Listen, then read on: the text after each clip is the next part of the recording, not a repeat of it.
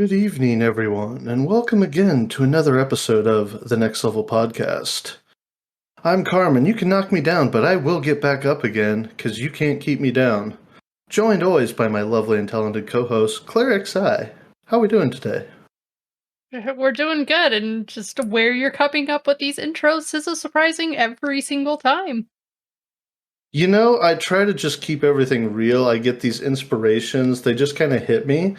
And it's just inspired even by bots that are sitting here playing the songs that we're talking about in the Discord. But you know, it's still original, it still keeps things going, and I just have to at least take it to the next level of just awful. The next cringiest level. Yeah, I mean, somehow our jokes just always get to this next level of ridiculousness, so I mean, we might as well embrace it. I mean, that's true. I mean, you were making fun of me before we even started doing this because of my obviously. Your naiveness is to the Yes. next level. Yes, there you go. For anyone that doesn't know Cleric's Eye, she really doesn't know about the world. She says these things that they sound so innocent coming out of her mouth, and then you think about it and you're just like, holy shit, what did she just say? But she's not thinking that way. But then, of course, we, the dirty minded people of the world, are like, As you were almost crying earlier, and I'm just sitting here like, I mean, what? you're What? talking about like No, we're playing not. We're Phasmo not. and get. No, we're not talking about it. We're moving. For those who are playing at home and must know what happened, No. Clerics I loves talking about face hammering. No. So, That's not what face we're talking hammering and Dynamis is the topic of the day. But about. before we dive into that, how has your week been? I mean, we have had a couple weeks. We've done some cool shorts. Thank you, everybody, for watching those. Claire, thanks for putting those together. You've done a great job with it. For anybody who hasn't checked it out, it's a really cool watch. Just different tips about the game, different tricks. Really kind of nice thing for newer players and people that just don't know that even we the other day found out that, oh yeah, Sigil works in Odyssey. That's so cool. You get increased meal duration, you get an extra tick of refresh, get some region. Why not? It's for free.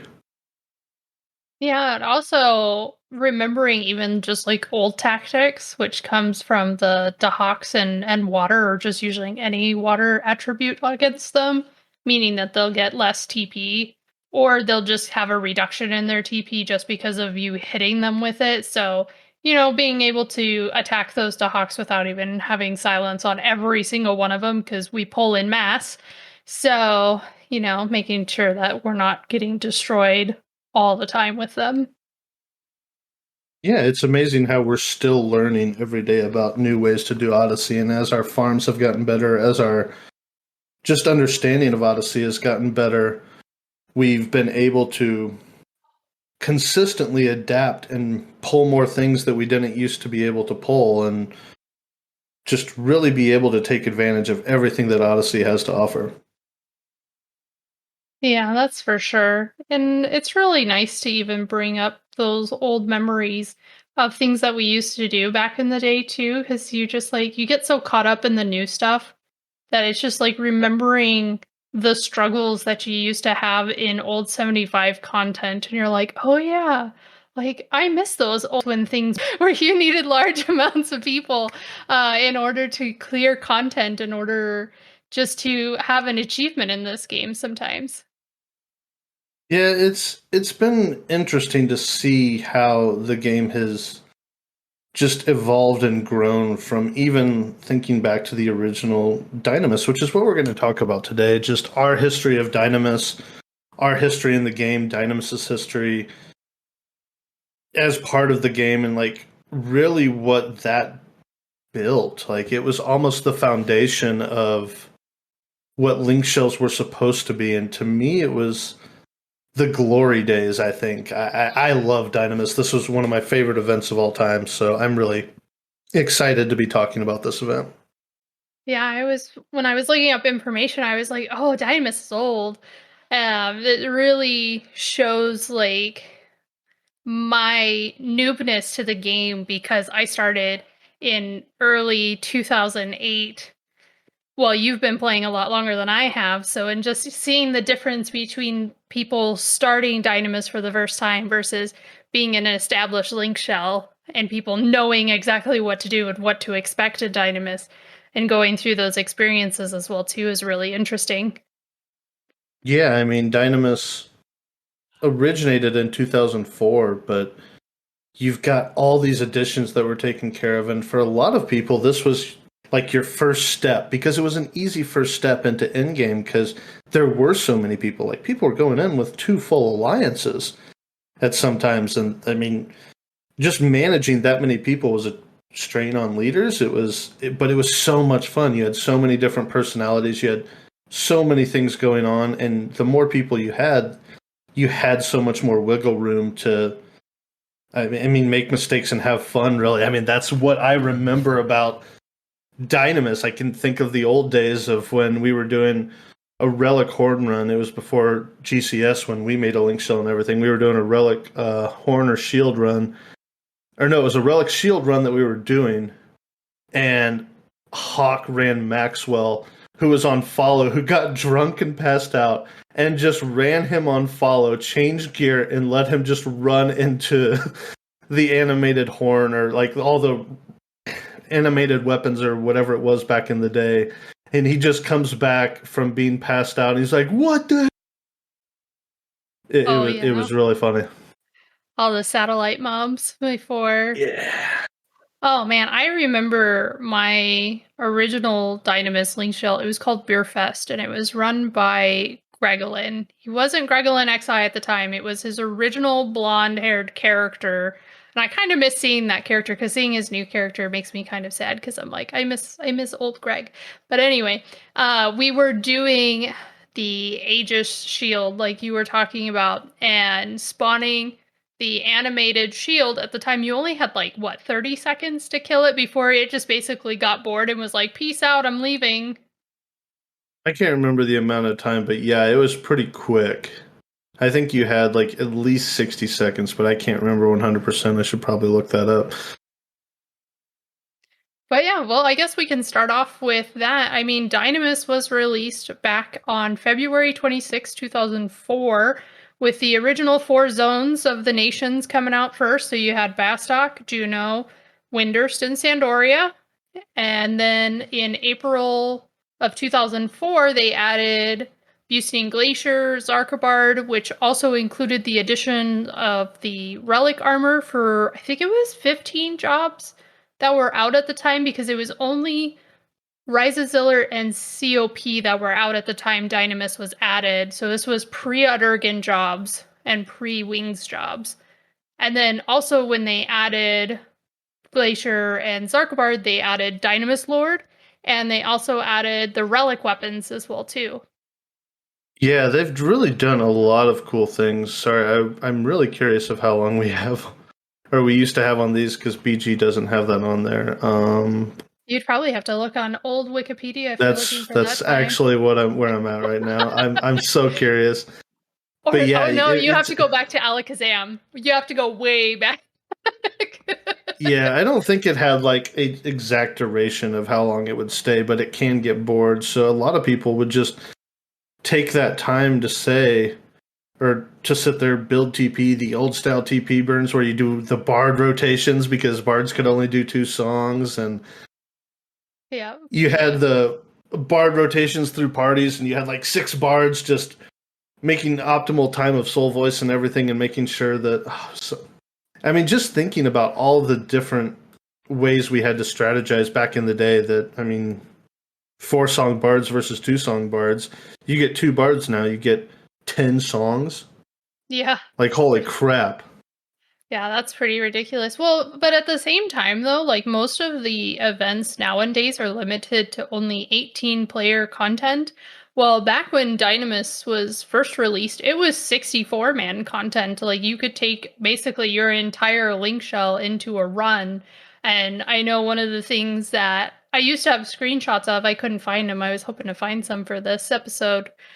But Beerfest used to have basically an alliance of black mages, and I just remember how proud they were of having this just black mage alliance.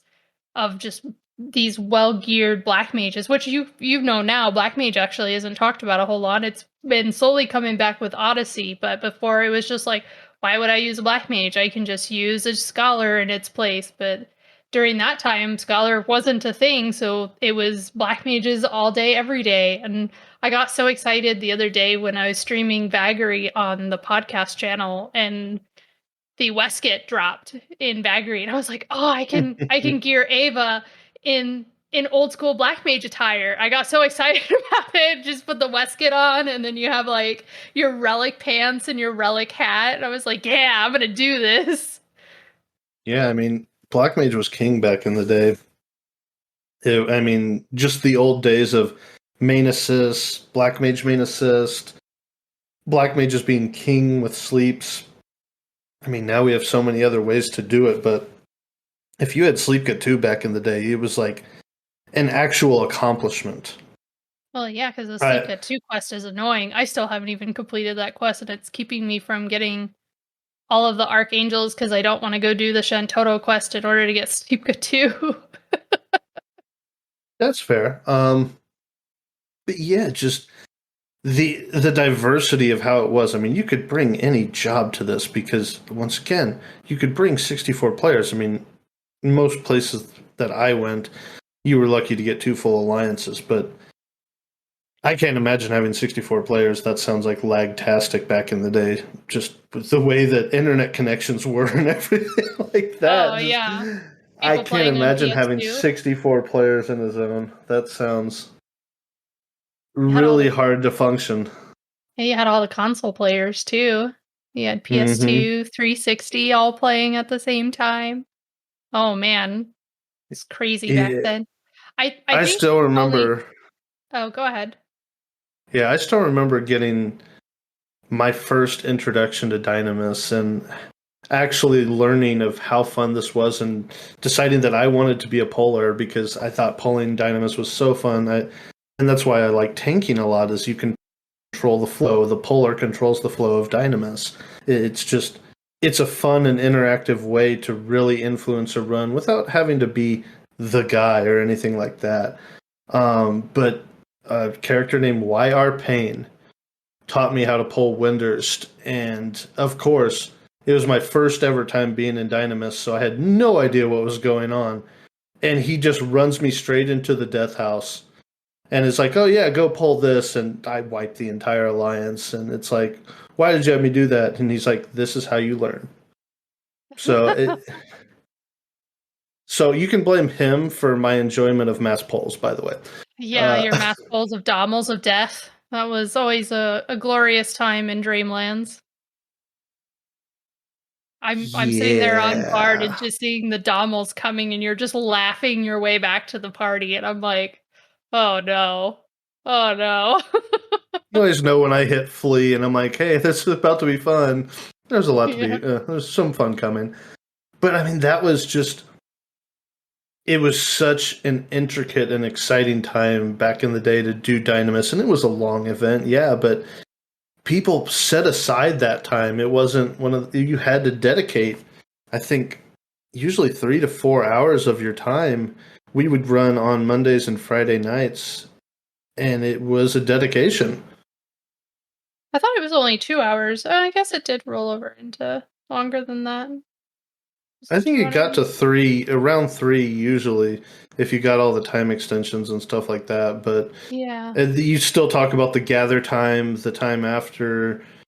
I mean, we led a Dynamis show, so it was talking about the runs, it was talking about all that, and then we still haven't even hit on the fact of how good relic armor used to be when it first came out, and how like link shells were destroyed and burned to the ground over a red mage hat going to the wrong person, or a pair of assassin armlets going to the wrong person. Holy crap!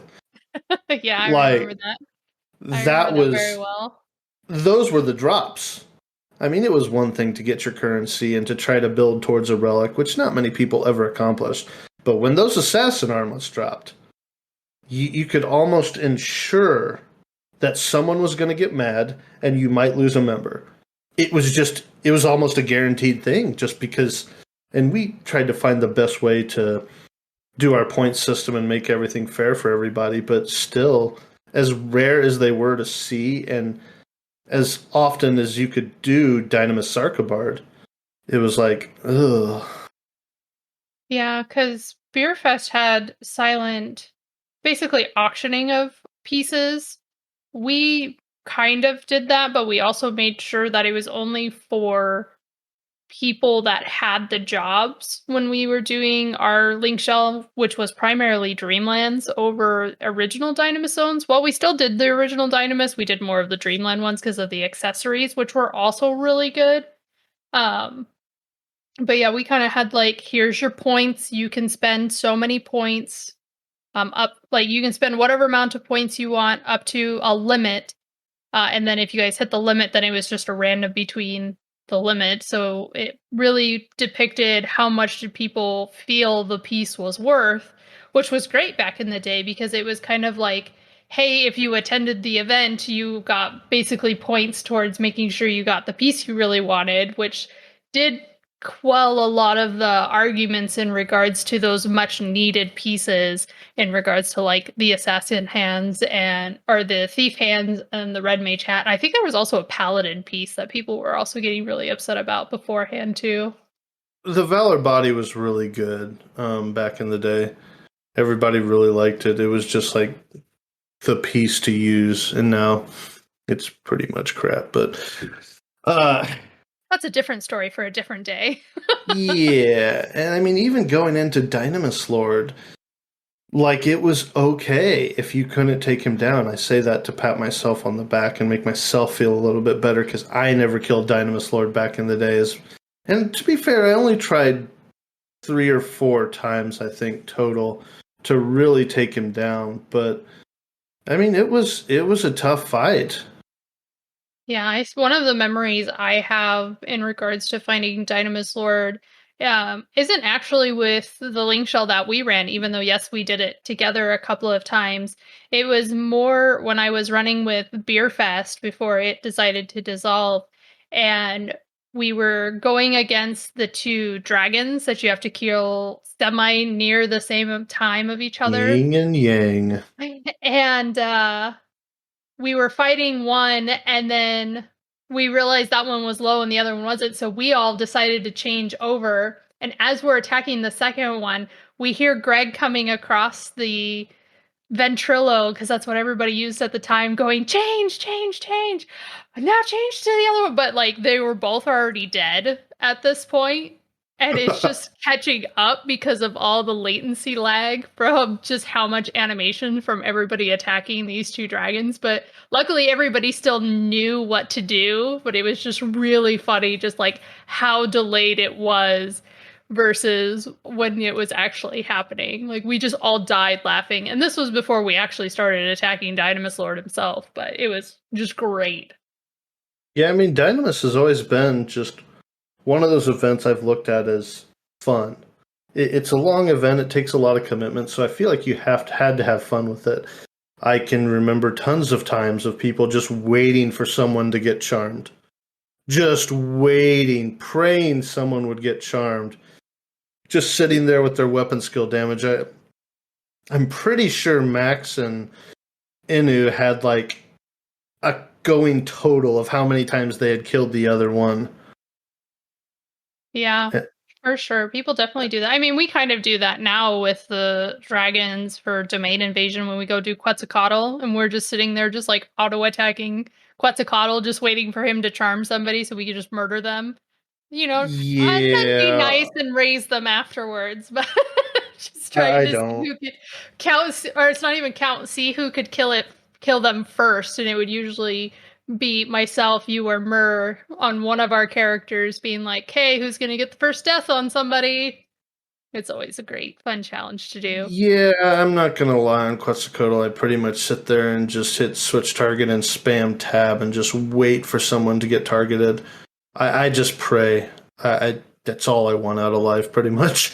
Oh, I don't even switch targets. All I do is just have my weapon skill with the little blue arrow, and then I just hit tab, and then once I found somebody, I just hold it over them for a second so my character runs towards them, and then I hit it. I don't even switch target, so I'm back on the dragon right after using it. Aren't you spiffy? Nope, not at all. I mean, I try not to be. I'm just better Yeah, than you. that's fair. I mean, sometimes you've got to be. You've got to set your standard. I mean, if that's your goal, then you think you need to shoot higher. But that's okay. I mean, I was a terrible white But mage, so it doesn't matter anyway. but even going back to, I'm not even honoring that with a response. Going back to the Dynamis and the hourglass. I mean, back in the day, it was what was it, a 1 mil for the hour or 500K? It was 500K, but that was back when 500K to a That was a million lot. was a lot of gil. I That was like remember me and Joe funding that every week, and we had to farm pretty much 2 or 3 days out of the week, or we'd have to sell currency just to make the run back. It was, I mean, it was 500K was a lot, and for these runs where you had to do these specific things, like doing the relics, like doing Dynamis Lord, you pretty much dedicated your run to doing these things instead of farming. So your whole link shell had to be in agreement that this is the course we want to go. yeah, there was that, and also I feel like Dreamlands back in the day didn't yield as much currency because they added the minus one items, and then they also added the accessories for all the jobs too when Dreamlands were in there. And you could take less people, you could only take 36, which doesn't seems like a lot less comparatively to 64 for the original zones, but like you were saying before, you barely got two full alliances, sometimes full of people, so having the extra load didn't really work towards any. But regardless, because you could still get relic in all of the Dreamland zones, but then getting the accessories and the minus ones, I feel like lowered the chance of getting currency. And when we used to run Dynamis, that's what we did primarily. So you guys having to sell some of the currencies or just farm to make up the money made sense. Yeah, I mean, Dreamland, it was almost like a gamble, I felt sometimes. I felt like since you had the chance to get any of the 100 pieces, I felt like you more likely got a 100 piece in a run, but you didn't get as many as the small currencies, which the small currencies back in the day added up real quick. So it was kind of a trade-off, but yeah, I get where you're coming from that, but just all the different things with it. I mean, the thought of having 36 people in a zone now is just weird in Final Fantasy XI. You don't think like that anymore. It was the closest thing we've ever really had to real giant large mass endgame. And that's why they came up with these main assists, because you can't have 18 DDs guessing what the main tank is on or waking up a bunch of mobs. You had to be coordinated, you had to be structured, you had to follow that. I mean, it wasn't like now where you can run in there and one DD can blow up a mob with 2 weapon skills. You had to have all 18 of your people focused on this one mob just to take it down in a timely manner. So, and summoners wiping alliances just easily back in the day. I mean, you can see summoners kill people now, or you can see ninjas blow up in dynamisdivergence, and it still hits some people hard if they're not in the right sets and stuff like that. But back in the day, it was like, holy crap, you better focus on killing these ninjas or killing these summoners and making sure the avatar is slept. And there was just so much going on and so much in depth to the event to make it run smooth and properly. Gosh, you talking about main assist. I remember if you didn't have auto target turned off, you were going to piss somebody off because you would wake up that one mob you didn't want to wake, and it would just destroy everybody. You would wake up the white mage on accident and it would benediction and then wake up everything else and just destroy everybody in seconds. Oh Oh, yeah, I I mean remember those arguments. there was no AoE hate control. There, like, paladins had provoke and flash. You still subbed warrior back in back in this time. There was, like, sure, you could sit there and, okay, we're about to go to this mob, I'll start provoking it, or I'll start flashing the next mob that we're going to, but there wasn't this AoE hate control. it was you had if things got woken up, they went after the sleepers. Yeah, because hate wasn't as. I think they actually made adjustments to enmity because back then enmity was like only for the initial, and you didn't really keep it very well afterwards because there wasn't a lot of negative enmity job traits or gear for your healers or for the people sleeping. I mean, that was also around the time where people were doing the Bard Mazurka spams in order to keep hate on some things too. It was not as well balanced as it is in nowadays.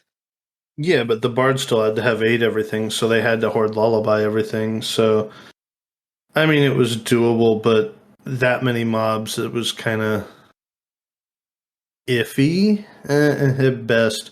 I mean, your thief got claim on everything, which back in the day we thought that was establishing treasure hunter, and it may very well have been establishing treasure hunter because you didn't run Dynamis without a thief.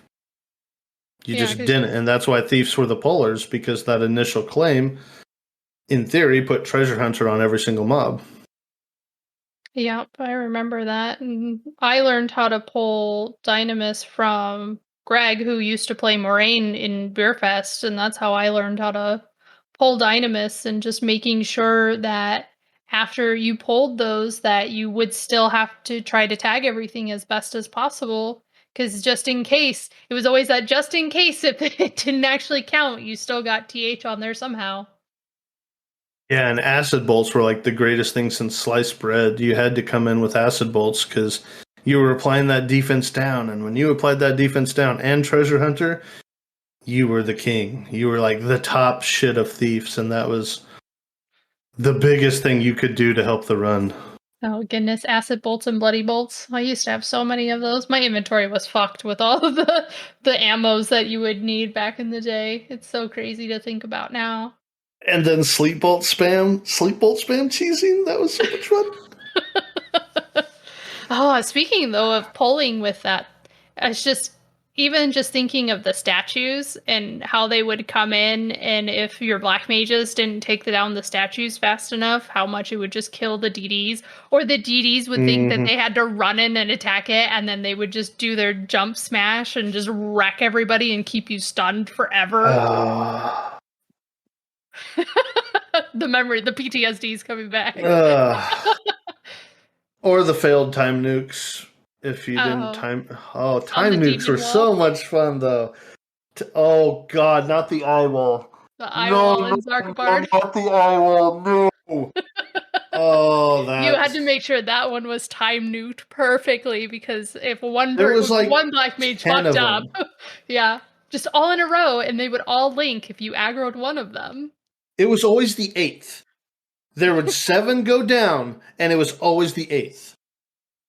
Every time that I failed an eye wall run, it wasn't with GCS or anything, but every time I failed an eye wall run, it was because the 8th eye.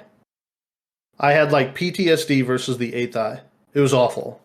It would always resist, and somehow we'd have the last 3 eyes coming at us, and it was like, oh, come on. Yeah, it was always a crazy event. It was always like, okay, everybody that is not a black mage has to sit there and wait and watch these black mages go one at a time. And I just remember my chat log always being in-game times, not based off of like your actual clock. It was looking underneath your compass at whatever time it was, and then them being like, okay, at 0002, nuke this element, whatever it was, and then you would just see it hit 002, and then all these black mages just start casting Blizzard 4, I think at the time, or it was Freeze, or Freeze 2, whichever one they had, all at the same time. And you had to time it differently depending on your sub job, because no one was max fast cap, or capped fast cast. That's what I'm trying to say. But no one was capped on fast cast, so you had to wonder when to start. You had to. I remember a player named Katiana actually got it down to where she would call times for slash white mage and slash red mage. Oh, see, our black mages knew their differences. At least in Beerfest when I was running, like they would only have to say one time. But they were all like, I remember it was Shale, which is actually what Ava's based off of. She was a great person. Shale used to run my Limbus group, but Shale was in there. Erok was Paladin, it wasn't him. And then you had Umi. Oh goodness. I used to know all of their names and now I'm like blanking it and I feel really bad. But just these amazing group of black mages that knew their job so well that they knew the exact timing of when a time was called and when they should nuke. And it was just crazy to think about. Yeah, then you sometimes had tier 4 and tier 3 times if the red mages were joining in, or anybody who was like, you just had different times for what you were doing. It was, I think it was cool.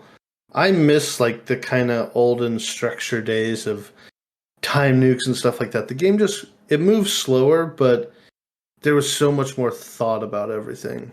Now all our thought happens basically before we ever do the fight, and if things don't go the way the strat goes, then we pretty much have to stop and figure out why the strat didn't work. But in Dynamis, you always had that moment to really think about, okay, what the heck do we do?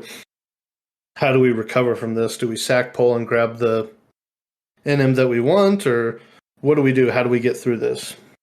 Well, it's just like when people were trying to figure out how to fight Dynamis Lord for the first time, they probably had so many times they got to him, and then they were just like, he just keeps splitting and then just wrecking our face, and we just don't have enough time for this to happen. To then eventually going, oh, let's have people that are red mages go sub Dark Knight and just do Chainspell Stun for like the full duration of Chainspell, which was like 30 seconds, and then just cross fingers you killed it in time or got it so close or just had a backup red mage sub Dark Knight to go next. Yeah, I mean, but that also affected your run to bring a red mage dark. You didn't have the extra sleep guy. You didn't have the extra nuking power. I mean, you red mages back in the day didn't have as much versatility as I think they do now. I mean, yeah, they could debuff and everything, but subbing black mage was a big deal back in the day.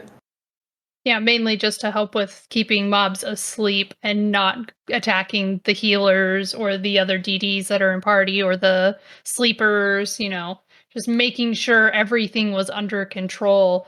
But yeah, I can understand like going sub Dark Knight, you basically had one spell difference, which was just the stun, but nothing else to actually help keep everything in line other than single tier sleep 1 or sleep 2. Yeah, I almost feel like red mage was. I mean, not under equipped, but back in the day, I mean, red mage kind of didn't have a lot, as much, definitely not as much as it brings now. I will say that. I mean, refresh back in the day wasn't as big of a deal as it is now, I think, because people had resting gear. The good old days of resting gear where Oh, you switched resting your gear. entire. You had to do it. It was just something you had to do back in the day. Oh, I know. I know. I was one of those people that had the macro that would put on my MP recovery while healing sets. Yes, I Oh yeah, remember. And the old remembering Pluto staff and the having pant. the I can't remember the pants. I remember having an old Windower add-on called Tickle, and all it would do, it wasn't called Tickle, it was something like that. But what it would do is when you were resting, it would put up a timer of when the next tick would happen. And so you would rest and you would make the decision on if you were going to wait the like 2 seconds that were remaining to get that tick of MP, or if you were going to stand back up and cure someone, or if you thought, no, I can't wait like the 3 seconds for that tick to happen to cure that person. I have to get back up, sort of thing. But it was like making those decisions. And it's not one that I have to look at anymore because I don't rest very often with how much refresh I get just innately and the changes they've made to sublimation over the years. But it's just been one of those things where I'm like, okay, the planning and strategic analyzing of what your MP is versus how much you cure for versus how much damage people are taking on, when you can actually rest, when's a bad time to rest, like just all of that thought process. You don't have to do that anymore nowadays. The real question here is: have you taken your resting set to the next level and downloaded Tickle? I think it actually still exists. I'm gonna pull up Windower now. I'm gonna see Oh if it's my still there. god, no! I'm actually really Tickle. curious. Let me I, see. I I'm afraid. Don't be afraid. I mean, they've added so many add-ons for Dynamis that I don't think anybody uses anymore. There used to be the timer one and everything too. I mean, I've never used them, but I remember people talking about them back in the day. I remember all the Dynamis bums and all the websites that were just dedicated to polling strats in the fastest optimal way, and the good old days of Oh, it reserving is a still zone there. on Fellowship. I'm sorry. I didn't mean to like yell really loudly there for a Did you second. get tickled? Tickle is still there. Tickle displays the time remaining until your next resting tick. It's under the plugin section. You're laughing so hard because you got tickled, right? I did. I got Are you feather tickled tickled to and death? lost all of my TP, but it's okay. Yay, Final Fantasy. Ooh, coming back to. Coming back to Dynamis here now. I completely have lost my thought now of the I'm thought so of getting tickled. I don't even remember what I was talking about. so sorry. I was so geared on trying to figure out what the add-on was actually called. You're I'm surprised I remembered it accurately. It was just so excited about getting tickled. I don't know who named it, but it's a great name. But if we go, speaking of which, I mean, even just thinking about Dynamis, if we went into the original Dynamis zones and the Dreamland zones nowadays, just how much they've changed versus what they were, it's crazy to even think about that they're the same event. Yeah, I mean, you just pretty much raffle stomp your way through it now, but you can do different things, and there's all the different procs that I didn't even know about, and people didn't really talk about when I came back to the game. So you've got all these different ways to farm currency now for relics. Well, even just like you were mentioning before, and I think this is actually what you were talking about, is all the websites to reserve your spot, your time slot spot for Yeah. Dynamis for your server. That was basically thrown out the window in May of 2011, which is kind of around the time that Abyssea was being released. And they're like, oh, nobody's really doing Dynamis as huge groups anymore. We need to change this. And they converted all of the original Dynamis zones in Dreamlands uh, to non-reservable areas. So it became a true instance where people could enter and leave at the same time instead of having to go like, okay, this link shell is running at 8 o'clock on Friday. Well, I can just enter at 8 o'clock on Friday, regardless if there's a link shell in there or not, because I need to go farm currency for myself. Man, I know that some people like it the way it is, but I miss the good old days of reserving a site and everyone on the server working together. Like, you didn't disrespect this process, especially on Asura. I mean, I know other places were different, but on Asura, you just didn't disrespect this process, or your link shell got like just thrown under the bus. You were on every social like website. If you see this person, make sure you break glass early because they will steal your zone. Like, you just had that mark on you for the rest of your Oh time if you man. stole somebody's zone. Breaking glass. I haven't heard that term in so long. Yeah, I mean, you had to break the glass, break the timeless hourglass, and pass out all your perpetuals. You had your glass mule that sat outside, and people would try to like trade the glass mule and try to hijack and screw up people's runs if they were really pieces of garbage. But that was so few and far between because everybody had that respect back in the day, I feel like.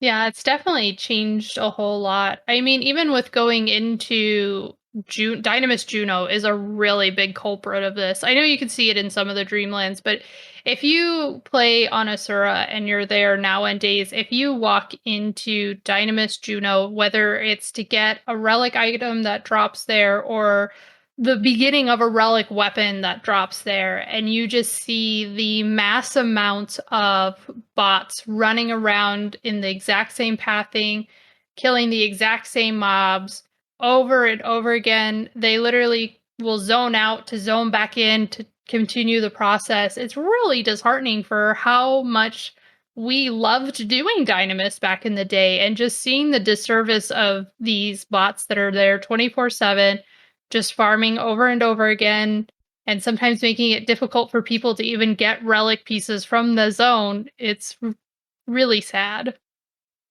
Yeah, there's way too many zones that have become like a hindrance to go into, and it's just because of these bots. I mean, you experienced it with making your shield as well. Like, it wasn't this way back when the event started and stuff like that. It was you worked hard for everything you got, and it was that sense of accomplishment, and that's what Dynamis was. You felt accomplished whether or not you dropped Dynamis Lord or you ended Dynamis Tav and you dropped Diablos and you did all these cool things, but even getting to these things was an accomplishment. Dropping the original 3 cities before you could do ice zones and all that. It was like, okay, we're accomplishing stuff. We're going. It wasn't a big deal to go back and clear these zones for newer members and stuff like that that hadn't gotten these wins. But it was also a commitment to each other. You had to have a link shell that was ready to adopt new members and go back and clear city zones so people could do ice, and then people could eventually do Dreamland and stuff like that. Yeah, the one thing I like that they didn't have, which is what happens in the newer zones, is that you didn't have to have clears on certain jobs in order to get relic pieces or be able to equip these relic pieces when they came out. You just had to have, been there and just happened to win the lot on it, regardless of what your link shells rules were in regards to drops. I mean, that helped with people that, they come black mage every single time because they know it actually was useful for the run, but then they were able to get the relic pieces for those jobs they didn't get to come as. So it was nice in that aspect that you didn't have to worry about bringing a job that you may be starting out trying to get gear for, and it's just not quite at that level that's needed for that end game content, but you had a job that is, and you could come that other job so that way you at least participate and help out the group. Yeah, I mean, I had my Dynamis jobs.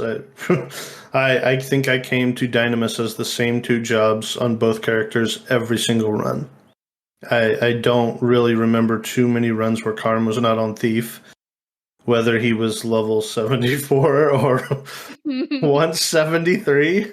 We'll Goodness. talk about why that happened, but sack That was pulls were probably a before thing. me.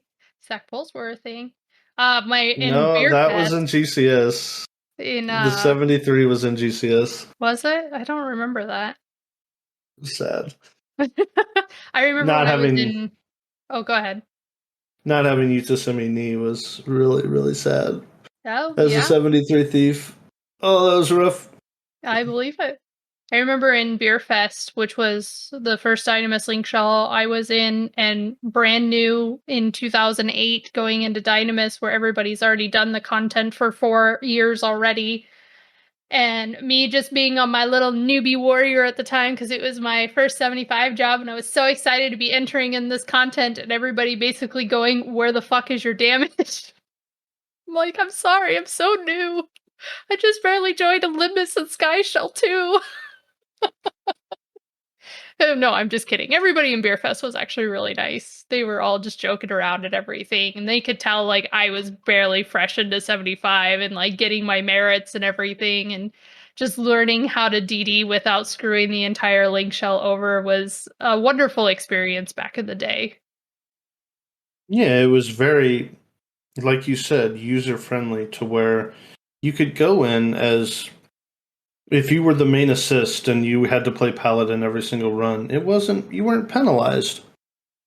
It wasn't like, oh crap, well, I have to play Paladin every time, so I'll never get this job unlocked, or I'll never get this job geared, or I'll never do this. Like, you could come Paladin and gear up all the other jobs. You could still fill that role and not have the problem.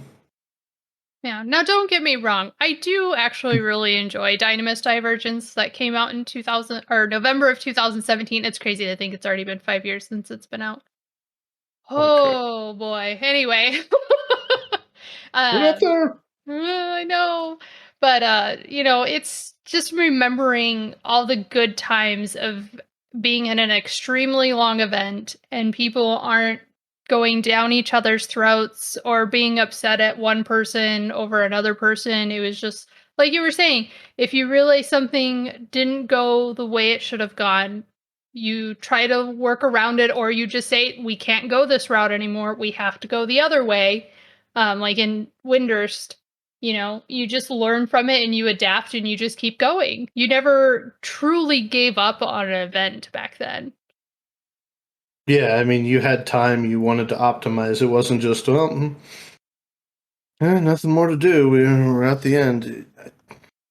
I rarely ever remember being at a point where I was like, we have time to do nothing, so you can just drop your glass. Like, that wasn't a thing. Yeah, that wasn't a thing at all. But you hear that very commonly in new events, regardless if it's Dynamis Divergence or any other event where people are just like, oh, well, we still have 10 minutes remaining, but we can't do anything because we killed the boss already and we can't go backwards. I guess we're gonna call it. Have a good time, guys.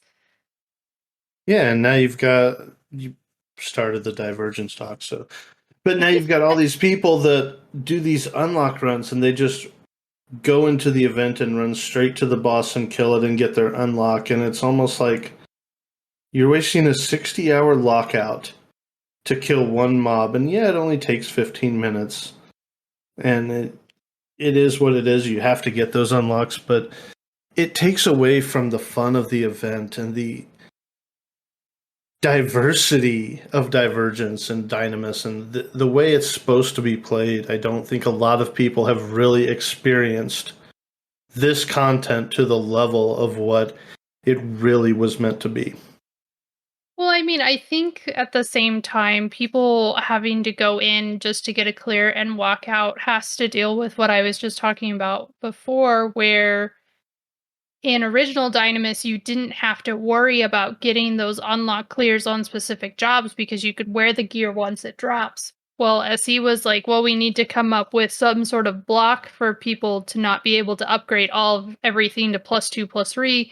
We need some sort of system in place. And the system they decided to choose was, oh, they have to at least enter the zone on that job to get it to +2. Oh, they have to kill the first statue boss in order to be able to +3 it. And it's like, sometimes those job combinations in regards to getting people their unlocks does not work well with getting maybe all of wave 1 cleared and getting any shards from there, or getting wave 2 cleared after you kill the mid boss. Some link shells struggle killing the wave 1 boss and getting that +3 access that you see a lot of people shout on Asura in order to buy the wave 1 clear, which is kind of sad. Yeah, I mean, you can enter Divergence with 3 people, and I mean, it's not hard to take down. It may take some time with only 3 people, but you can definitely do it. But at the same time, if you have only 3 people and you all need a black mage clear, a non-tank job, and a non-healer job, you're just like, okay, well, now we have to rotate out all these different jobs. So most fleeing shells do like a one day that's a clear day and one day that's not a clear day. I mean, we kind of did that in LOL Lock Style back when I was running Dynamis, but we tried to keep I think we tried to at least keep one full party on at least jobs that we could still do wave 1 and do as much of wave 2 with trying to get as many people unlock clears as possible. But sometimes, you just had to work with what you got.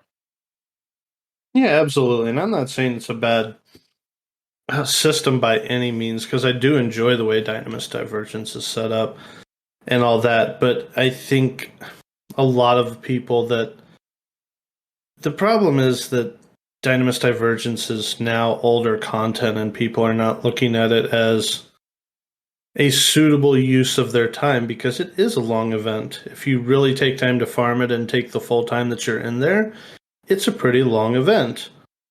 And you're going to take a lot of time doing it. People want to have these 30-minute farms in Odyssey, but when you really think about Odyssey or you really think about Omen or any of these things, if there's a long page wait, you're still spending an hour and a half, or an hour and 15 minutes doing whatever you're doing. You have to dedicate this amount of time. So you may as well actually utilize the full amount of your time when you do Divergence. And I wish there were more actual link shells that did Divergence on a solid basis.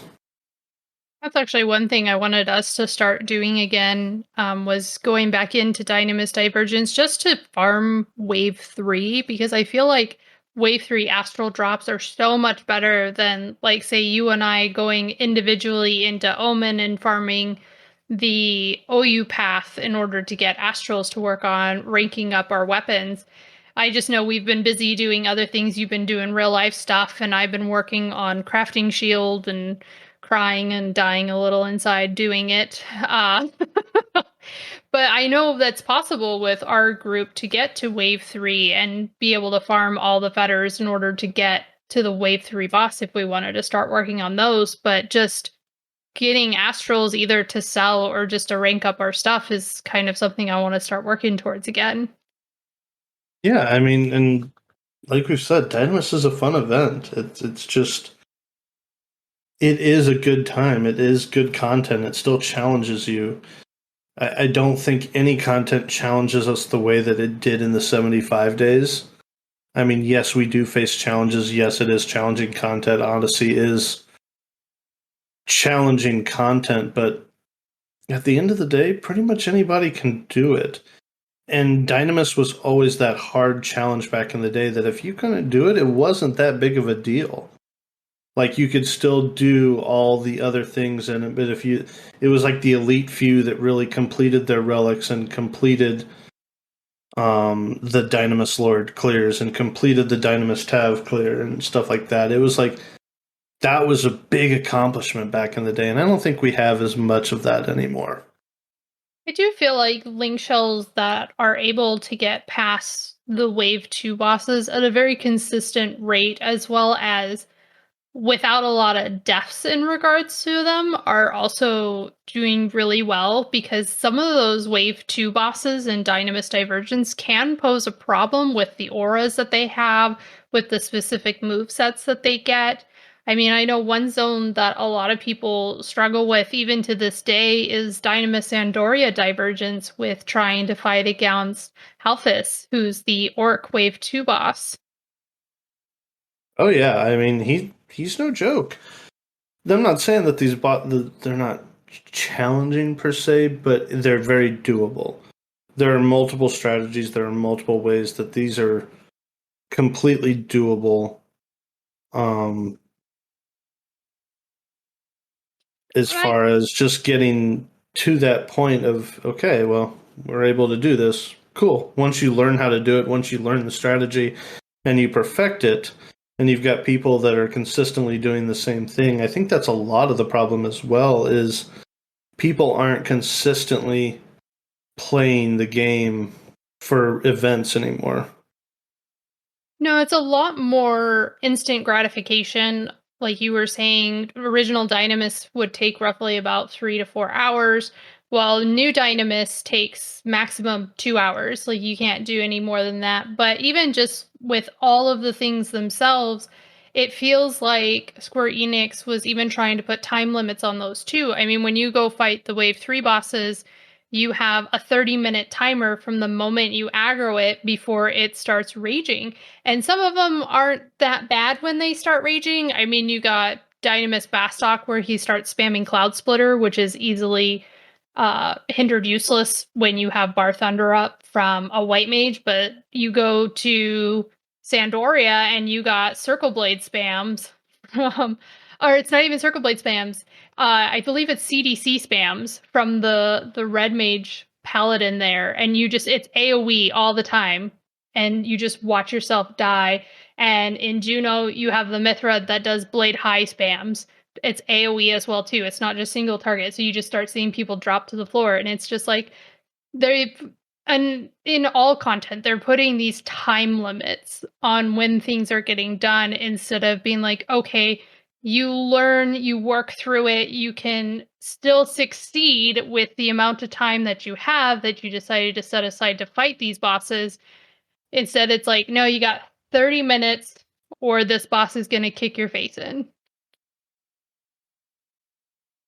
It is nice on the Wave 3 clears, though, that you can do it over time. And even if you don't drop the boss on the first time you go in or something, you're still working towards filling up that mask and filling up that clear and things like that.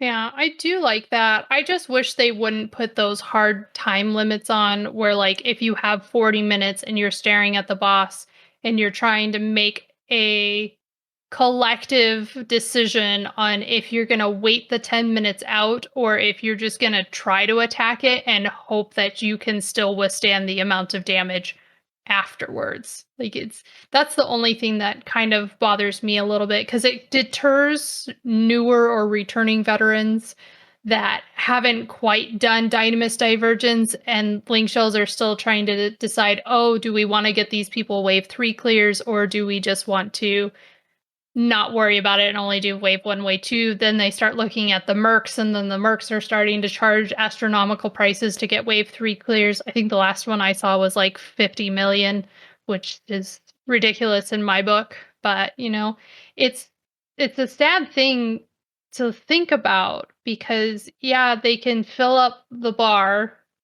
based off of how much damage they've done. If they only have like 20 minutes, that's a great option. But if like you have that 45 minutes to an hour because you decided to sack all of the fetters just so that way you made sure to have enough time for the lack of DPS that you have to attack this one mob, and you can't even use all 30 or hour to kill him because in 30 minutes he's just going to kill you all. It's like, it's kind of disappointing. Yeah, I see what you're saying. I don't like hard cutoffs in this game either because I think it was made, as we've said, as adapting to the new situations that you're put in. It's not so much there's one way to do it and you have to do it this way or else it's just not happening. I mean, Dynamis Lord kind of was that way for the amount of damage that we had and the gear that we had and the availability that we had. It was pretty much Red Mage Dark TP burn. That was your option. But all the other stuff you could do different ways. You could sack pull stuff. You could just do all these different things, and there wasn't a hard cutoff. It was how you optimize the time you were given. Yeah, it's definitely a much different concept. Even when we used to run Glacy Samana back in the 75 era before Abyssia even came out, it just felt so much different than when we were running Dynamis in LOL Lock style with Dynamis Divergence. Oh yeah, I mean it's a completely different environment, and honestly, one of the best things about Dynamis that I've always thought with the event is the relationships that you built with the people you were running with. I mean, I didn't really know you that well prior to running a Dynamis shell with you, and I think that's one of the things that kind of like was the basis of our great friendship over the years. I mean, I don't even remember what year we made GCS, but all the time that we spent making the website, making the link shell, coming up with the rules, all of that stuff we did. I mean, that was our time to really get to know one another and develop the friendship that we've had over the years. We've got my two buddies, ICP Freak Joe and NU Banshin, that were just, they've been longtime friends, and we've played games still to this day ever since then.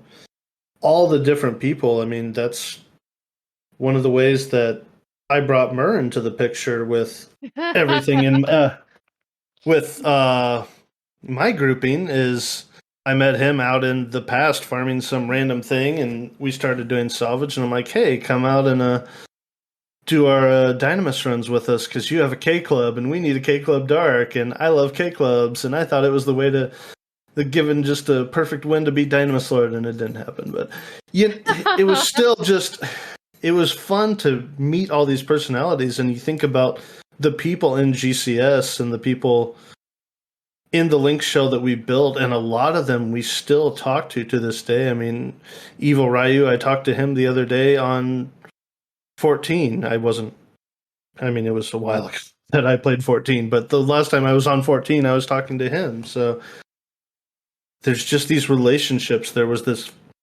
bond with the group that you were in, and you stayed with a group because you were putting time into that group.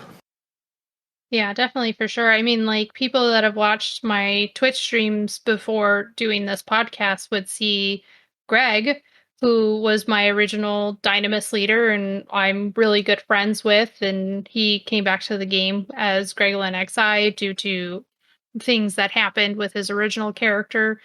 And then also with you with doing Dynamis, and then you convincing me that Mur is a good person because of his K Club Dark Knight going into Dynamis and trying to convince me so badly that he would be so good to go against the Quiffam Island and that we had to have this K Club Dark Knight when I kept telling you we didn't need a K Club Dark Knight in order to take down a boss, but you wouldn't listen to me. Hey, we won that fight. That one we After the won. K Club Dark Knight was dead. I still put in a lot of work. Because And I I don't want to like hear it. That my convincing of Mur, you took that all the way to the next level. Okay, so Mur and I did not have the greatest relationship when we first met. So I did not kill Mur in that Quiffam run. I was not the white mage, I was unbarred, so you can't blame me for the K Club Dark Knight's death. For those that don't know, I am married to Mur at this point. We have made up and everything's cool. Yeah, your current boyfriend at the time didn't think that it was necessary to heal him and let him die. So, Yeah. That's a whole nother story for another time. Dynamis, the breaker of relationships and the creator of dreams. Or the It's destroyer of created your dreams. life. Yeah, it destroyed quite a few. Like yours with killing Dynamis Lord. Thank you. You're welcome. Thank you. I Well, still haven't gotten past that. I could bring up I the have fact therapy that on Monday.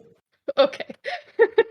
I mean, it could bring up the fact that Mur only joined our link shell because he really wanted an Atois cape, and he never got it while he was in our link shell. So it's the destroyer That's of true. dreams.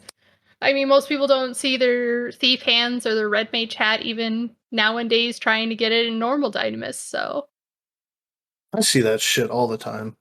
And I'm still the person that will be in the middle of Dynamis Archbar and I'll see it drop and I'll just shout in the zone, anybody need this? Anybody need this? As if it's like a thing anymore.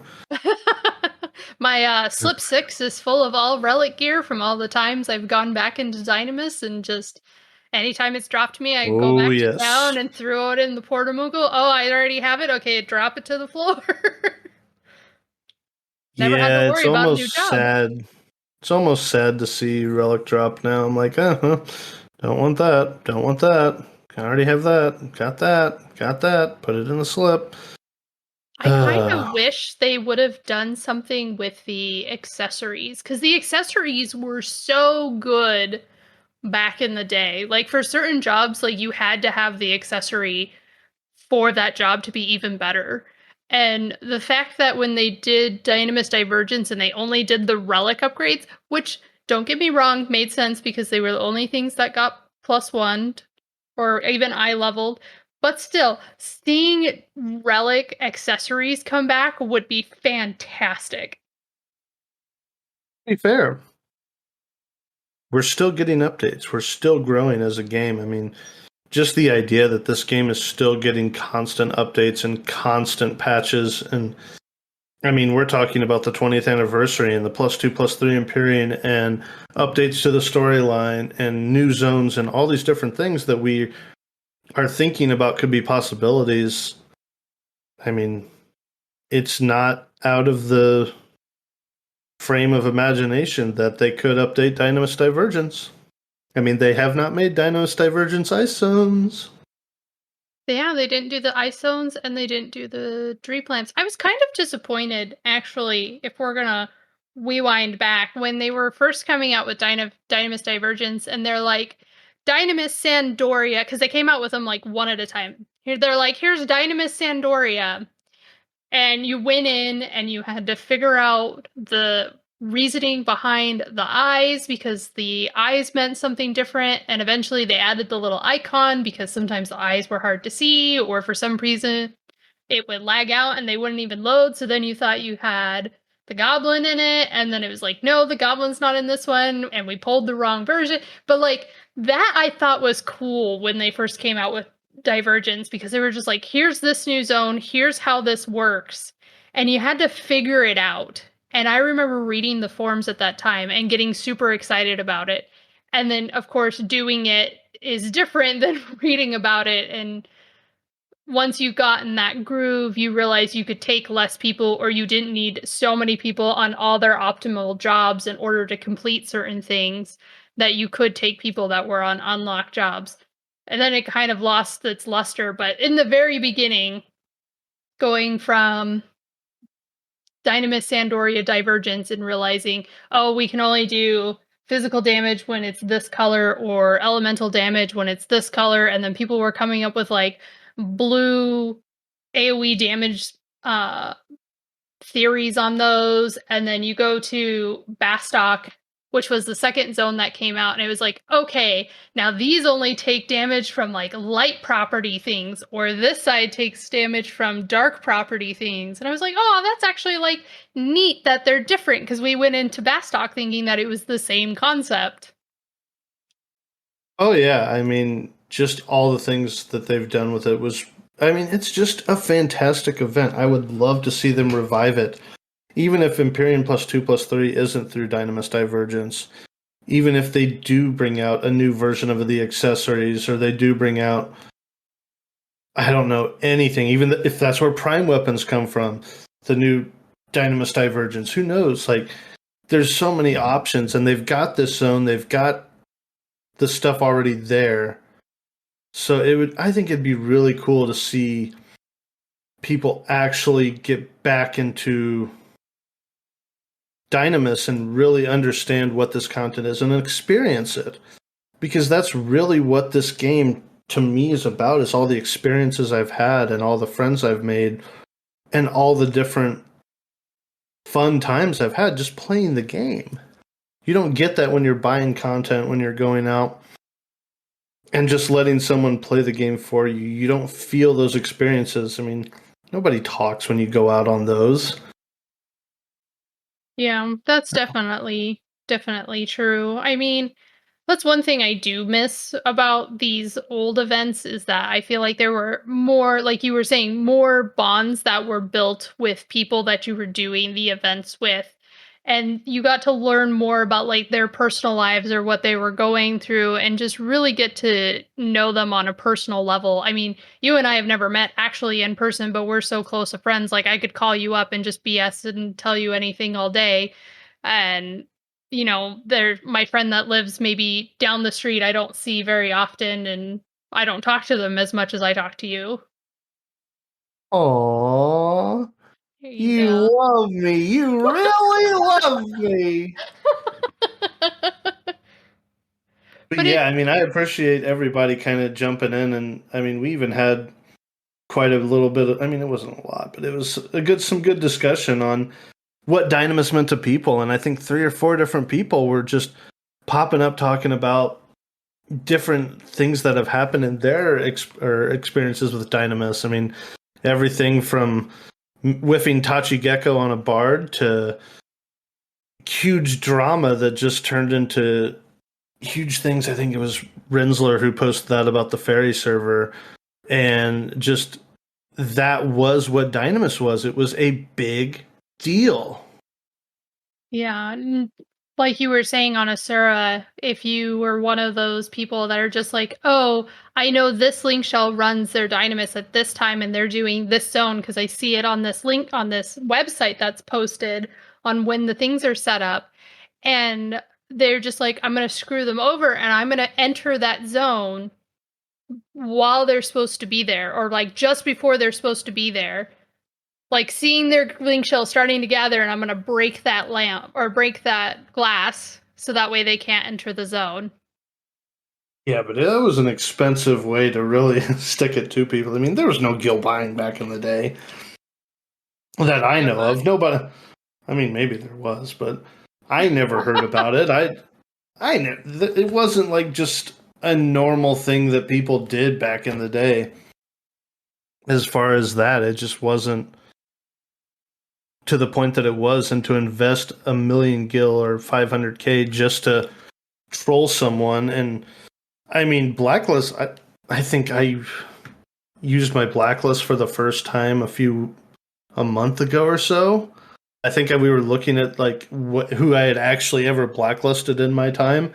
I never used a blacklist back in the day. If you screwed up and you did something that crappy, you were basically blacklisted on a huge level because everybody looked at Alakazam, everybody looked at the wiki, everybody looked at Fellowship for Dynamis stuff, and Fellowship. if you screwed up, that was the end. You just had this martyr on your head, and you never really got rid of it. So, Fellowship was a good link shell. oh, Fellowship was a good link shell. I wasn't in it, but I remember hearing stories about Fellowship because, again, I was a newer player coming in at '08 instead of back when all of this stuff was like brand new, relevant, and people were doing it more often. But I do have one question for you, Carm. Oh boy, Back in the 75 days, what do you think was the best relic at the time? G-Horn. It's hands down G-Horn, I think. I know that a lot of people shoot for Mando. I know a lot of people say Amano. A lot of people have said Aegis. I truly think it was G-Horn. I'd actually have to agree. It was just such a game changer for bards, and it still is. Like, if you look at all Mm-hmm. the bard forms, they always tell you that the first one you should work towards is G-Horn because it's just so impactful for that job. And it's just crazy to think about it too. Just something that you would work towards back in the time when it was really expensive to enter a zone. You had to have to over 18 people to even do the zone to make sure you got enough just to even work on this. And then not only that, you had to find the people that were crafting the stuff or make sure you had the optimal jobs in order to go for the formers and go after. And even speaking of the formers, we didn't even talk about the formers. Oh man. Oh Lord, the Foamer runs. Yeah, those were special because you had to farm the pop item, then you had to clear to the foamer itself. A lot of times you'd spend 2 farm runs just doing it because you'd spend 1 farm run trying to farm your pop item and make sure that you could do it. Or wait, were they even pop items back in the day? They weren't pop items. They were Oh sitting at yeah, each. that's right. So when you were Yeah, you farming, only got that one shot. yeah, you only had the one shot. They would also leave after so much time, so if you didn't kill them, they were just gone. And then just like the problem is with even nowadays, after you killed them, you had to hope that your attestation dropped from them. Yeah, you were dedicating an entire run, and that was a 72-hour lockout. Man, yeah, I did kind of space that one. Good Oh call. man, I know. It's just like not only that, it's all the people beforehand. Like, this is the crazy part that I can't imagine when people were trying to work on relics for the first time, and the goblins, like, you need to get this attestation. The people figuring out which mobs dropped which relic items, and then also how many times did they kill said mob in order to figure out that, oh, this one mob drops 3 or drops 4 of them if you're doing like the one that has Aegis included in it. It's like mind is just blown because of how much Oh, time and dedication they put into figuring that out. yeah, absolutely. I mean, the community back in the day really just went above and beyond to make sure everybody had as much information The as only humanly possible to do all these Dynamis zones and do all these diverse runs that there were. Yeah, the only thing I don't remember is how you got the satellites to appear and then got the animated weapon to appear. Because I know, like, if you go into Dynamis Archibald nowadays, they're all out. Like, you don't have to worry about getting them to spawn. But I don't remember I how think they it. spawn. I think it was only one back in the day. I think there was one satellite, and you had to kill it, and then the animated would pop in a different area, and you had to go. Man, I remember you still had to trade the goad to get the animated weapon to appear. I remember that because I remember we were very specific that the paladin lotted it and the paladin spawned it, and then you bum rushed it once you saw it. That part I remember. I just don't remember the satellite part. I don't remember how those things appeared. And I know there's a shit ton of them now in Dynamis Archibald, but it's just the one thing I don't. My Link Shield didn't do it very often. I don't remember who we were funding our runs to, or if that was even at the point where we were even farming it for a specific person. But I just remember we did it once. We did once, I think it was Aegis. We spawned Aegis, and I just remember bum rushing it, but I don't remember ever doing it again. And this was like the first maybe couple of months of me being in Beer Fest. And I know we didn't do it in Glacy Samana because nobody was close to finishing a stage 3 in order to, or stage 4 in order to need it. Yeah, I remember. I think I remember.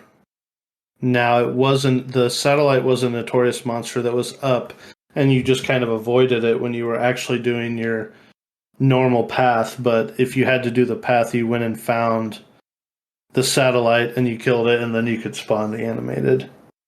But did it have 100% drop rate of the goad? Because I know like the ones I don't nowadays think so. don't. No, Oh, so I you would don't. just kill it, and then you were just like, "Oh no, guys, we didn't get it. Oh no, Yeah, you'd have to like. shit out of luck." I don't remember. It may have been, but yeah, it was. But the satellites weren't as bad as doing the actual animated. You could throw the satellites into your normal farm run and you just kind of went around it and stuff like that. But then you actually had to dedicate a run and a setup to these animated ones. And I mean, the animated horn was no joke. Virali back in the day, that was landing. There's no question about it. That's landing. The Verily and it charming people, or even it just spamming Yeah. Horde Lullaby and just sleeping everybody. Poison potions were a big thing. Itty bitty little circle of Horde Lullaby. Oh, there's still a note on the animated horn for when it is trying to warp itself out. If those who can use the stun effect, such as Tochi Hobaku or shoulder tackle, use those weapon skills. Who's thought about using Tachi Hobaku as shoulder tackle recently? Gosh, that's going way back when you were just like, "No, you're not leaving yet. You gotta stay here." Oh Mm-hmm. man, so crazy. Well, it's just like when you're doing new Dynamis, not Divergence, but new Dynamis, you have to worry about respawn timers and then the potential of NM spawning off of the mobs that you just recently killed, because some of them are time spawned and or not time spawned. Some of them are lottery spawn and some of them are pop spawns. And usually the ones that are associated to pop spawns, like the anything to do with the fetish chapters, are usually higher level than anything else in the zone. And they used to have really good drops. I mean, one of the good drops that comes from fetish chapters is Arch Dynamis Lord and getting the the Archon ring sort of Mm-hmm. thing. And everybody likes having the Archon ring for their leaden salutes for Corsair. Yeah, I mean, even the Shadow Ring from original Dynamis Lord, I mean, that's like a 10% chance, I think, to negate magic damage. I've been kind of wanting to go after it. I mean, it's not hard to get. It wouldn't take long to get, but it's one of those things where it's still a very relevant piece of gear. Yeah, that's also for sure. I still have mine. It's on a mule. I haven't used it in so long because I just don't have a nullification build. And that was also, I muled it because I didn't have inventory space at the time. Yay, wardrobes. Now I have more space. Maybe I'll try it out for some other things. But what do you think nowadays, with all of the upgrades that they made to relic weapons and the addition to rank levels also on the relic weapons, do you feel like it's still G Horn is the best relic to go for, or do you think like now it's kind of swayed in different directions? First off, it was on the Shadow Ring. It is still a level 75 piece. Still annuls magic damage 13% of the time. So it's like a 13% chance to just not take magic damage, which is a big deal. Resist death 25%. It's a really cool thing. So get your Shadow Rings, everybody. But as far as relics now, I think it. I don't want to be cliche, but I think it's still G-Horn. Like, Aegis is really, really great for the fights that it's used for. It's a really, really strong piece. Same with Excalibur. Um, Same with a couple other of the relics, but I don't think many of them get on the level of G-Horn. See, I still love G-Horn, and I wish they made an eye level equivalent of what the other ones have gotten as well too, just to kind of make it edge a little bit more, because they've come out with so many different things that get you really close to G-Horn capability. One being the Dynamis that you can get in Sinister Rain, not Sinister Rain, Skirmish, in regular Mm-hmm. Skirmish, which can get you all songs +3, and then you can get other augments with that too. So it's like, I wish it had more of an edge above those, but I get why, because they realized that G-Horn is really broken with all songs +4, but I like that it's not as powerful as it used to be. I feel like Annihilator got a huge boost with going to eye level as well as getting um, the RP ranks because of the fact that you can have no enmity while using it and still do huge amounts of damage, which a lot of people kind of just shy away and they're like, you're just going to use Armageddon. But Annihilator is really good for physical, and you don't need the white damage, and you just need to spam weapon skills. It's so great to have on range classes, or Ranger, because Corsair's not on it. Oh yeah, Annihilator is definitely a good one. I mean, you've got some really strong weapons here in the relics still. I mean, Excalibur's great for what it can do for shield block. Everyone's favorite Ragnarok. I mean, come on, you gotta love Ragnarok, right? I'm still gonna go get Ragnarok so I can do Mighty Strike Warriors with resolutions, because that used to be an old strategy that people used to do, and I want to bring it back. I'm gonna try it out. I'm gonna get RP. I'm gonna rank 25 it, I think, as it is. Is it 15? I think R15. it's R15. I'm gonna rank 15. Oh my gosh, they gave 25 now. It makes me really sad of how much that would suck. But I'm gonna rank 15 it. I'm gonna go do some resolution spams on Warrior with it, and it's gonna be glorious. Yeah, I mean, you've also got APOC. APOC is still really good for what it does. I've heard some people talk about Gungnir as if it has some chances to come back into the current meta, but I think it's still a little behind. But I mean, these are really a lot of them are high attack weapons. I still love Amano Murakumo. I love the look of it. I think it's a cool looking great katana. Tachikaiten's a cool looking weapon skill. Kikoku, we all know I love ninja. It's my favorite job, and Blade Metsu is a really cool weapon skill. You've got Yoichi, which I think is a really nice looking bow. Oh, that's a cool Um, looking bow. I love the red string on it too. yeah, we talked about Annihilator, we talked about G-Horn, we talked about Aegis. I mean, all of these, they all really still have some kind of, I guess, purpose in the game, even if it's for the weapon skill. I know a lot of people like Final Heaven from Sfarai or whatever the heck you pronounce that, but I know Mur was just recently doing Gutler trials, which was pretty cool to watch. I definitely think that The relics are more for niche builds, and they are very much for what the purpose of what they're made for.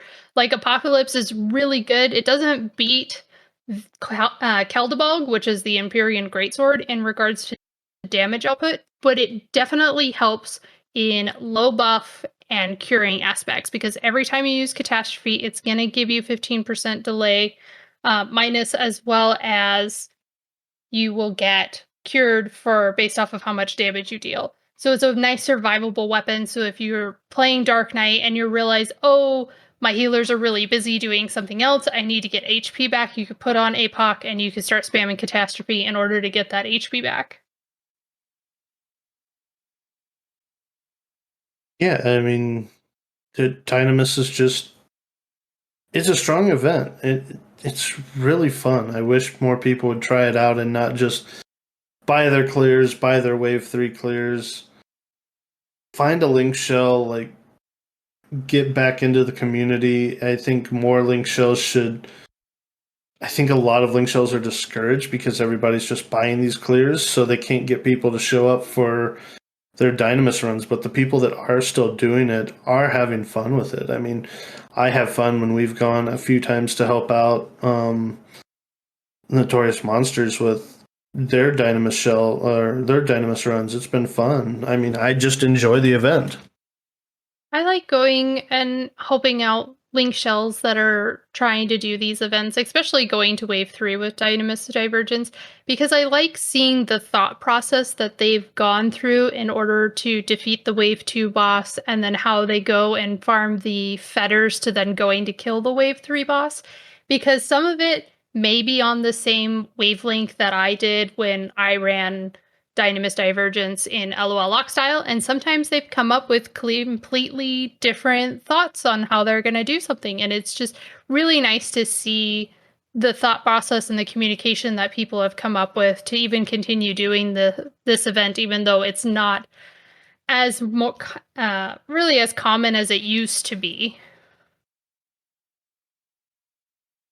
Yeah, it's definitely rare anymore to see a link shell that really wants to spend the time to do Dynamis Divergence all the time, especially with, I mean, let's face it, a lot of the gear being somewhat outdated, but Gil is so prevalent as well that everybody just buys these pieces from it. And now that a lot of the shards have come out in Amontrove and stuff like that, I feel like it's going to have even less people doing these original Dynamis Divergence Zone, which makes me think even more that they're coming out with an updated, because I don't think they want to kill off Dynamis. They've never truly killed off Dynamis. As we've talked about, it's always been a part of this meta. It's always been a part of the game. And to put everything into Amon Trove, I think, to me, I'm hoping that means that they're going to do something different with Dynamis and take it in a different direction. See, to me, I don't think they could fully kill off Dynamis because you have to get RP on your necklaces as well as the SU5 weapons, which you've seen a lot of people use the SU5 weapons for a bunch of different jobs. And there's some people that are realizing, oh, they need to get the SU5 weapons for maybe a different purpose than what they were originally getting them for with needing subtle blow sets. But I think that because of those, yeah, you can get the heroism crystals and the heroism aggregates, which are also dropped in Dynamis Divergence, that could help put towards the RP. It's just still much easier to go into that zone and kill a bunch of mobs in order to get the RP on those pieces. Yeah, but unfortunately, I think a lot of people just want to buy that stuff. And technically, Yeah. they can't buy it if no one's farming it. Yeah. And like I was saying earlier with astral farmings, technically, if you have a group that's willing to work with each other to farm wave 3 for astral drops, one, you could either sell it all and split the gil amongst yourselves, or you can help each other build up one weapon and then maybe switch to another person and build up their weapon in order to get the relic weapons completed, or your mythics, or your Empyreans, or maybe the future weapons that come out, however that's going to work. But the one thing that I really liked about the relic weapons is just like I said before, they're not only just niche, but their augments are very unique. They're not like mythics, which are very much all the same. They're not like Empyreans, where it's just pretty much the same. They're very That was an accident. thank you. They're sorry. They're very different for each weapon type. I mean, you have Bravura, which I like using when I'm tanking on Warrior and I'm using my Great Axe because of the fact that I still get double attack damage. So even though I'm using a weapon that's weaker on the damage side, every time I double attack, at least I'm dealing more damage, which helps kind of balance it out versus using Ukanosora or using Conqueror or going to a Savage Blade build. Yeah, the idea of all the weapons is great, and a lot of people think that either a Mythic or an Empyrean is just a one slot fits all, and in some aspects there are those, but I think I mean, yeah, there's not really too many that are like, once you get this weapon, you'll never use anything else. So the game is about doing all these different things and experiencing all this different stuff to fully understand the capabilities of your job.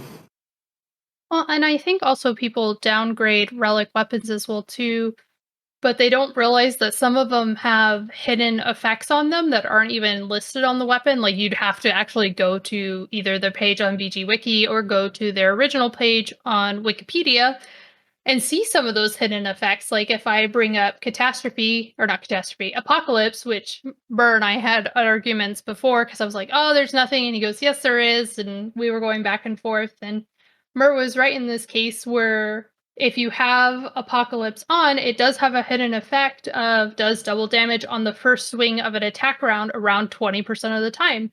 So when you go and just hit a mob, you have a chance of dealing 20% more damage on that one mob, or not 20%, but double damage on that one mob 20% of the time. Like, I think that's actually like a cool thing that people just don't realize. And they're just like, oh, relics are terrible. And it's like, no, some relics are actually really good. You just have to kind of look at them.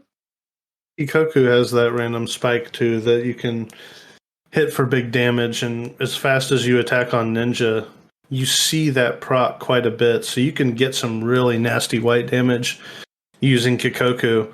I mean, Metsu is kind of... I think it needs some help. It's just... Yeah, it needs some help to really be up to the level of some of its hybrid counterparts and Savage Blade and things like that. But it truly is a good weapon. Yeah. The only thing I don't like about relic weapons, and it could just be me, but why the heck do all the weapon skills be considered a one-hit weapon skill when they have like a bajillion animations going off of how many times they swing in a mob? I mean, Bravura's got 3. What, Kikoku's got 5 for Metsu? No, that's 3. Yeah, it puts up the 2 balls and then you hit in the center and it explodes. So puts up the 2 balls. Puts out the 2 balls and then face hammers it in. Oh wow, there you go. Yep, hammering face. I mean, Randgrith has a few hits in there too, because it almost looks like Hexa Strike when you use it. I mean, so it's just kind of weird when you see Metatron Torment go off and you're just seeing the 3 hits and then you're like, why the fuck did I miss? Or why did it do so low? And it's like, oh, it's only a 1-hit weapon skill. Sorry, you missed that first one. Fuck the other 2 that you just swung at it for. Yeah, but even the 1 hits aren't scaling well. I think they really need to look at those weapon skills to put them back into, I guess, the game, really, because you don't see anybody like using these relic weapon skills as if this is definitely the weapon skill to use. They're just dated. They need some help. They need some scaling. They need to go farther with weapon skill damage, because you would think putting weapon skill damage on Blade Metsu would make it hit really hard, or it'd have great properties, because it does have great properties for soloing darkness and things like that, but it's just not hitting the damage numbers that the other ones do. Yeah. Well, hopefully, with the future updates or whatever this new storyline kind of leads to, maybe they'll get another upgrade and try to rebalance them all. Because I know the ranks were to try to help balance them out because they were so imbalanced before between mythics, relics, and empyreans. And they did kind of get them close. That you have been seeing more of a variety of the different weapons being used, while before it was like you use a mythic and that's it. Like all the mythics were great and everything else was kind of okay, except for the niche ones like Keldebog was still skyrocketed, and Varith Ragna was still way better. Unless you were on Pup, then it was King Konkin sort of thing. Yeah. But the moral of the story is just go out and experience Dynamis, please. I'm begging people to experience Dynamis because I enjoyed it so much. There are still link shells on Asura that still do Dynamis. That there are people that are doing it regularly, honestly. So just, I mean, even come in our Discord, post, say, "Hey, I want to do Dynamis." See what you get hit with. See what people are recruiting. See what other people's link shells are doing. See if you can get involved in this stuff because it is a fun experience. And it's something everybody should at least understand how the game was supposed to be played in these events. Yeah, or maybe when we stream on Twitch sometime, we'll be doing our Dynamis runs just to show people that you can even low man the content if you just need to get maybe a clear, or if you're working on farming astrals in Wave 3. Like, come and hang out with us over on twitch.tv/nextlevelpc. Yeah, and definitely check us out. Check out that. Check out the Discord. We've got all these different channels for each server to get help and things like that. And that's what we're here to do is just take everybody's game to the next level, take the understanding to the next level, take the fun of the game to the next level, because I think a lot of people are missing out on the extreme fun that this game truly is. Yeah, I know we have a lot of fun when we're playing, and even when we're meeting new people or new link shells and just assisting in questions that they have. Like, that's what we're here for. We love this game so much. We love talking about it. We love interacting with people in the game. If you join the Discord, you can ask any question that you want. We're willing to help out. And like Carm was saying, if you associate yourself with whatever server that you're on, an assist channel will pop up that you can ask for particular help on your server. So don't feel like, oh, the Discord's only because you're on Asura and you're only going to help people on Asura. We'll help people on any server as much as we can possible, but we also want the community to know that there are also other people that are like Carm and I here that are willing to help people out on their specific server if you just want to come in and ask.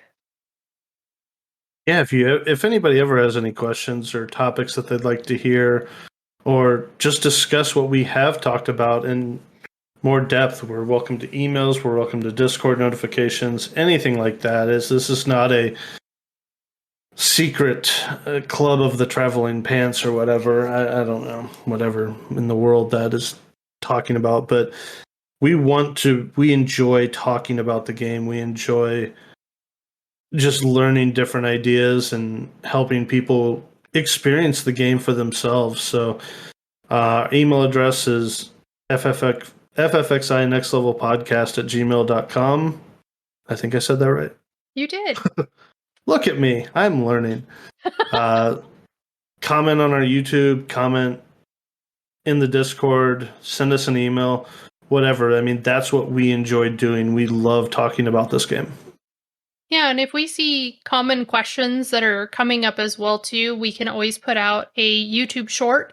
Like Carm was saying at the beginning of this podcast, we do tip of the weeks every Wednesday. We'll post a new one of just helpful things that we've found out in the game or that we notice people are struggling with that maybe need the push. Like we did one on Ambuscade Primer, where the location of those particular mobs are for this month, so that way you didn't have to go running around all of Vana'diel to see which areas that you could go farm to get those. We did it for you. But yeah, I think we've kind of run our course for today. I think we've really highlighted a great event, and I would love to see this event continue to grow in the future. Yeah, I'd like to see Bucine Glacier's Archibald come back. That'd be fun. That'd be a new upgraded Shadow Lord or Dynamis Lord. Oh man, can you imagine it? Even harder than Arch Dynamis Lord. Let's go. They'd have to make a new level of K Club. No, they wouldn't. Just stop with your obsession with K Club Dark Knights. It's okay. You can admit that you have a problem. I've admitted many problems in my years. And K Club Dark Knights is one of those. As much fun as I always thought it would be, I've never even leveled the job. Gosh, can't even say that you're a true K Club Dark Knight fan without having the job. Do you even have a K Club? I don't even know. I do not. Man, you gotta get with it. Come on. I have a Merc Chris. I'm a Walmart brand, not even leveled 75 Dark Knight. Good, good. That's great. No, I'm just kidding. I mean, I could On always that farm lovely her. note of face smashing, Hey. or face hammering, sorry. I mean, Hope you've done a everybody bunch gets of... their face hammered. No. I mean, you've face planted a few times in Dynamis. Few times. Few times. I mean, I have too, for how many times you pulled Dommels. That was only like twice. I have screenshots of this Dommel rage coming towards the group. I even have the crow one too, when you pulled all the fucking ravens. A lot of birds. It was a lot of birds.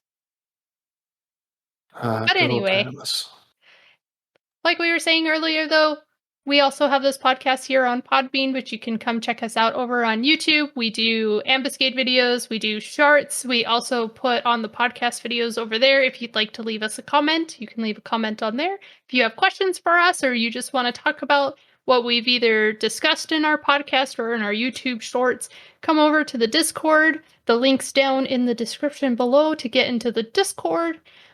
You can also come and find us in Final Fantasy XI. We're on the Asura server. Come and wave. And we do stream on our off weeks of our podcast over on twitch.tv/nextlevelpc. Thanks for stopping in, everyone. Hope you all have a great time taking your game to the next level.